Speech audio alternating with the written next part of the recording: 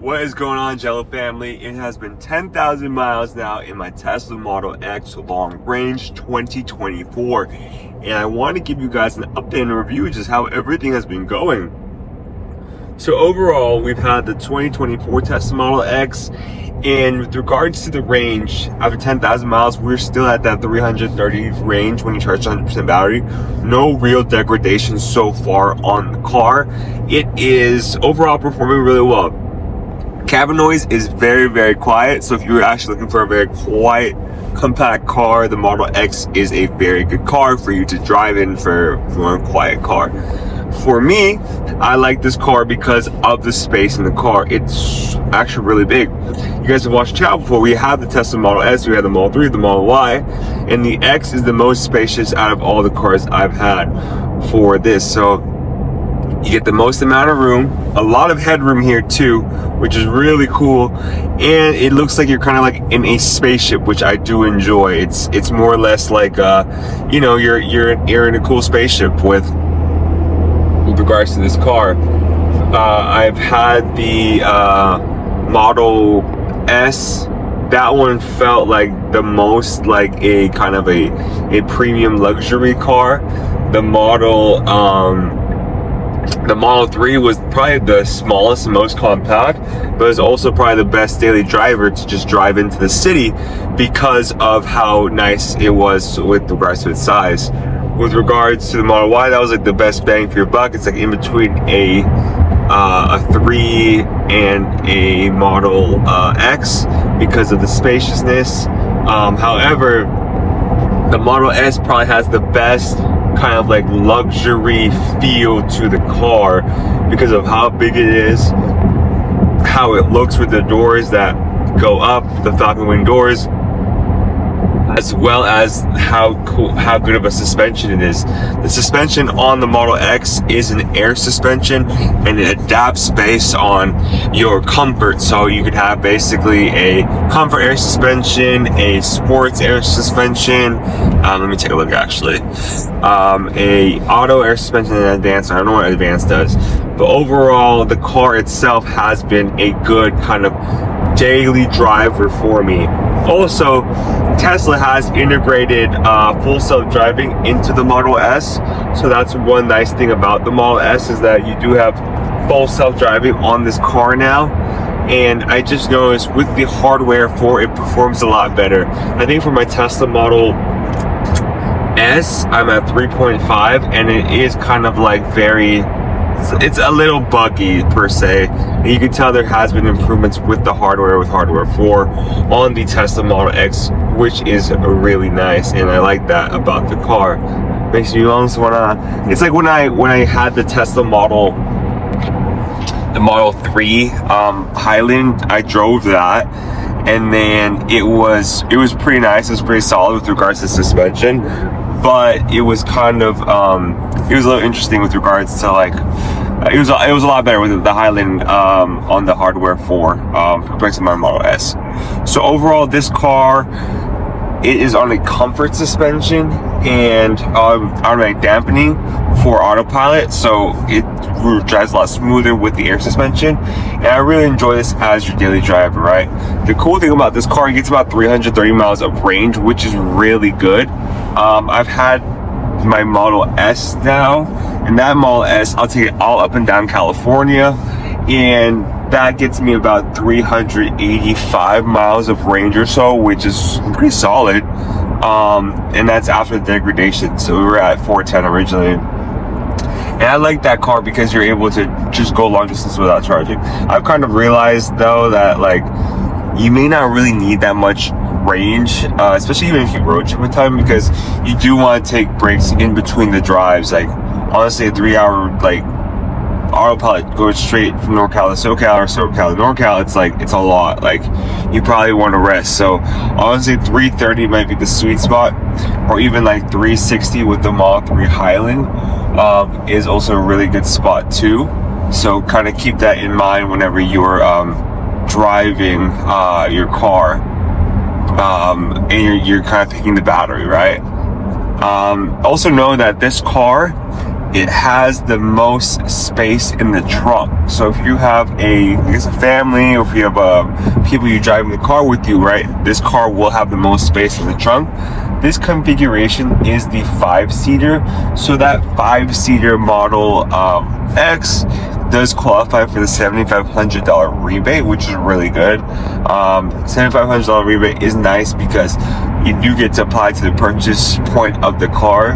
So I think the car right now, it's almost like $77,000, $79,000, and you do get that $7,500 rebate, which usually, like, if you're depending where you are, like, you apply that to the tax. And then you also apply to like destination fee. So you kind of like, in a sense, that it's like 10% off the ways the tax and the destination fee, just doing math calculations, which is pretty cool. Also, the car right now, it's nice with regards to just the whole internal cabin noise, right? The cabin is very, very, very, very quiet with the Tesla Model X. I've had the first Model 3, and that Model 3 was so loud, it was crazy. Like, you would hear everything from the outside. I feel like the wind was coming in the car. This car, it's pretty quiet. Of course, you can hear the outside still, but you can actually have a conversation with people inside the car.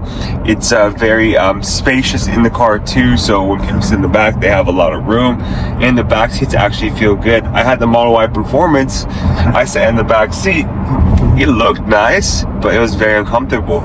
The front 2 seats in the Model Y, they're very comfortable. They look nice too, but the back seats, very uncomfortable. This car actually comfortable in the back seats.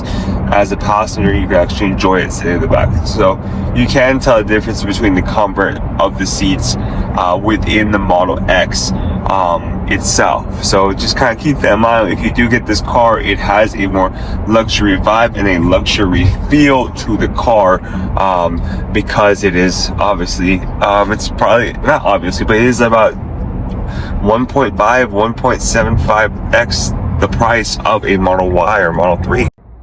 So guys, overall, do I recommend the Tesla Model X for a daily driver? Short answer is yes. It is a great daily driver, but it also depends. If you like transporting, or if you like a car with a lot of room, great suspension, cool doors, get the Tesla Model X as your daily driver. If you want to save money and want a car very similar to this, get a Model Y. Only reason I say this is because Tesla Model S has all the bells and whistles that you kind of want in a car, right? The aesthetics, smooth suspension, the comfortable seats, the very quiet cabin noise, which is like, I don't hear nothing right now. It's real quiet. So that is the one thing about the Model X. It's a really good car, especially even a family car. It's a great family car as well. So that's the one thing I do really like about this car.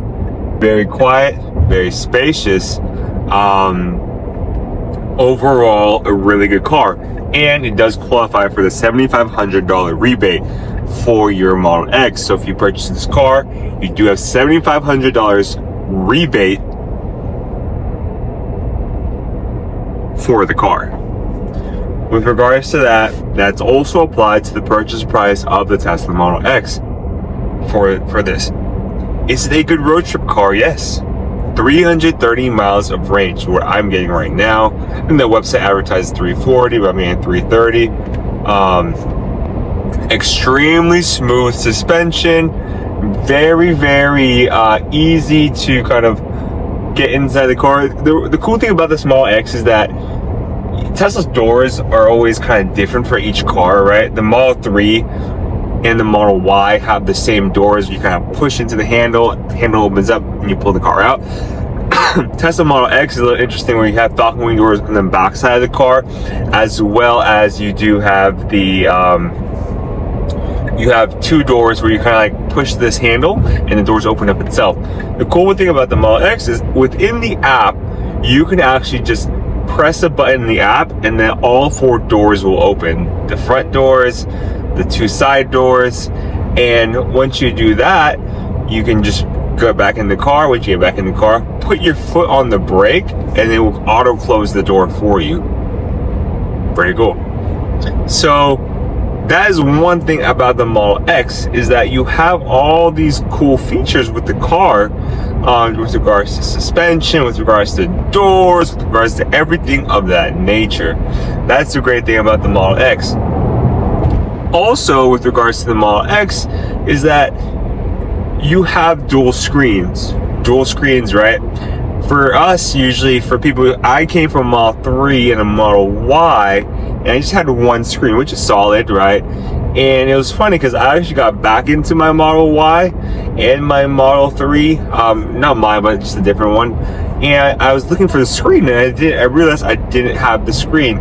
So you kind of realize how having two screens kind of helps a lot. It's not necessary coming from a 3 and a Y. It's not necessary, but it just helps. And it helps with full self-driving visualization, because in full self-driving, you have on your big screen, on your big kind of monitor screen on the right side, you have your directions where you're trying to go with regards to like how you can control the operating system of the car. And then the left screen for the Model S and the Model X, you have a kind of a screen that shows you the full self-driving visualization, and it allows the car to just kind of allow your right side to just focus solely on the driving itself, while the left side will be your whole car itself with regards to like how the car is performing, the speed, the map itself, and it just helps a ton. Also, the wheel feels a lot more premium than Model 3 and Y. The Model 3 wheel is very it feels like smaller, doesn't feel as nice.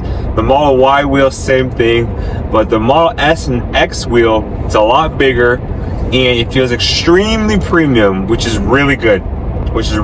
So you gotta keep that in mind whenever you have these wheels, is that yes, you can get a yoke, which feels very premium as well, or like the round steering wheel, and the steering wheels are like top notch. I really enjoy it. That's the cool thing about this car. With regards to the interior, you will feel comfortable in the seats, because these seats, they are the same seats as in the S and the X, and then 3 and the Y have the same seats. For me, I really like these seats. They feel more plush and premium. Like you feel like a very bougie or expensive gaming chair. If you guys ever had a gaming chair, you kind of feel snug and plush with it.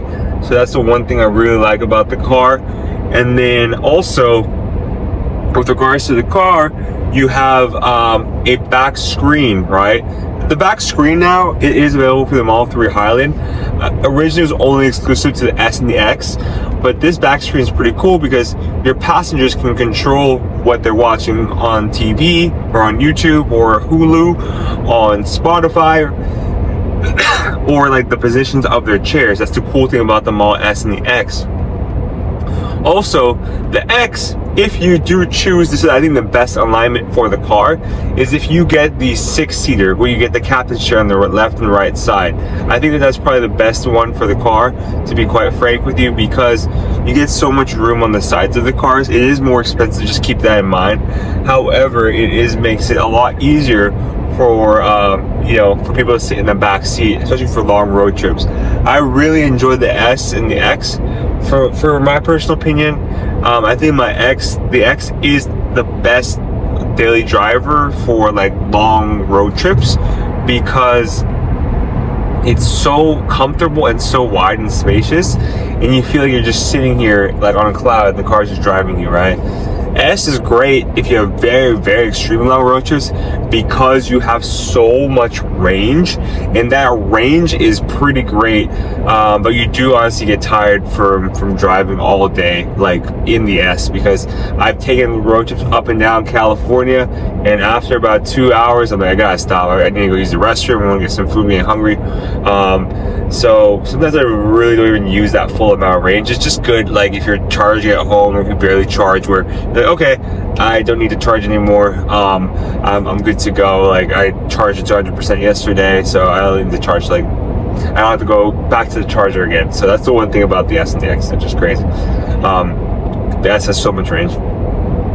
Overall, with the Tesla, you should try and aim for like at least 330. I think 330 was that sweet spot for me for range, right?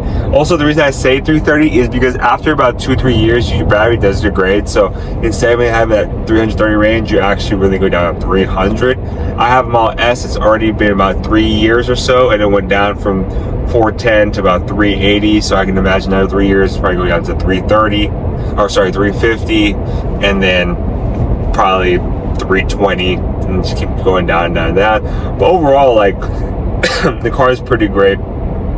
The Model X, it is very expensive, so I'm assuming out the door you probably get, like, if you get the full rebate and everything and tax and fees, you probably hit 80,000, almost 85,000 or so, because there's a bunch of fees associated with the car. And the car is really, for most parts, it's really maintenance free, in a sense where the only maintenance right now has just been like wind noise. The car is in its, like, because it's a 2024 refresh, they fixed a lot of the issues with the 2021 refreshes. Those 2021 refreshes did experience a lot of issues because they're just first being built. And similar to the Model 3 Highland, I'm assuming that the Model 3 Highland will have a ton of issues with just the car itself, especially the Cybertruck. Cybertruck experiences a lot of issues because this is the first rendition of the car. Any early VINs of cars will always have a lot of issues because the engineers will start learning what breaks within the car. They take to the service center, they have the data, and they improve that hardware, they improve that part, they improve the software whenever they get the car kind of fixed within the service center. Because you gotta imagine is that this Model X has been around for what, 6-7 years, and then a refresh in 2021. After that refresh, those 2021 experienced a lot of issues. That's 2024. They figure out after 3 years, they probably figure out a lot of the issues, made it a lot better. Now you're good to go with regards to the car and the hardware issues. Of course, there's always going to be software issues. There are lines or bugs in code. They push an over update, and they're all good to go, which is kind of a cool thing about Tesla. So overall, I think the Model X, after about 10,000 miles, I give it a solid 9 out of 10 because of the reliability in this car, the smooth suspension, the nice feel of the drive, and then overall, I love the looks of the car with regards to doors that open, as well as the full self-driving hardware. And hardware 4 is rather impressive.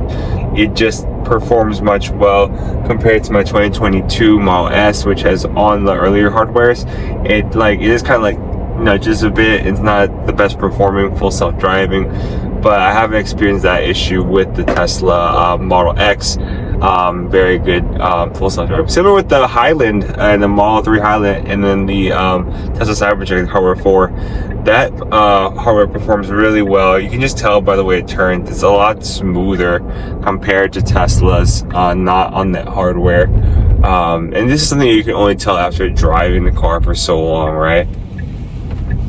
So there you go. And right now, if anyone's curious, I am on full self-driving. That's why I'm able to talk to you guys. It is hands-free now, where the cabin monitors your eyes where you're looking, so that way it can drive you home and you don't have to put your hands on the wheels. Of course, you'd want your hands like kind of on the wheels just to make sure that you're kind of like safe in case something were to happen. But you don't need to. You can put your hands over here and actually, you still need to pay attention to the road, right? Don't be dumb. Like, you can't just like not pay attention. So it is not full self-driving where it's like completely autonomous, similar to how Waymo's developing their vehicles. Tesla, you're still kind of waiting for that to develop, in a sense where you're allowing yourself to just let the car drive, pay attention to the road, make sure your hands are near the wheel or on the wheel at all times, so that way when something crazy happens, which does happen on full self-driving, you're ready to go. So overall, really enjoyed this car. Big fan of it. Model X. If I had to rank my experience with Teslas, here's how it goes. Number one car is probably going to be the Model S, just because of the sheer amount of range as well as the looks. I think it looks the best. Number two is the Model X, so that's the second best car. Number three is probably the Model 3, because I just enjoy how small the car is with regards to how it can get around the city, it can park in places, and I just like the looks, especially in the performance variant. And then number four is the Model Y. The Model Y, probably the best budget SUV car you can buy. To my opinion, I've owned all of them, so that's the cool thing about all these cars. So I really did enjoy the Model Y, but it has to go like last on my list. This is my number two.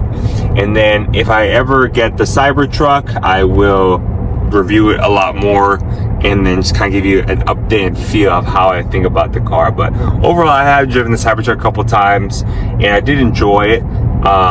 Not enough to give you guys a full review, but when I do get the car, I'll give you a full review. But overall, Model X, great car, very spacious, super fun to drive, and it is available for tax rebates. You get $7,500 off. If you do get this car, make sure you get the rebate, or even look for a used one. Go for the refresh. If you do buy this car, go for the refresh. That refresh started in 2021, so just go online, figure out which have the refresh, and the refresh is doing with the sideways or horizontal screen, as well as all black trim all around the car. There's no chrome all around it, so go for the refresh. Angelo family, I hope you loved this video. This is my 10,000 mile review of the Tesla Model X. Give it an overall 9 out of 10. Fun car to drive, smooth suspension, extremely quiet in the cabin. Hardware 4 performs really well, and overall extremely spacious. Love the car. See you later, Angelo family, and please like, comment, subscribe. See you next video. Peace.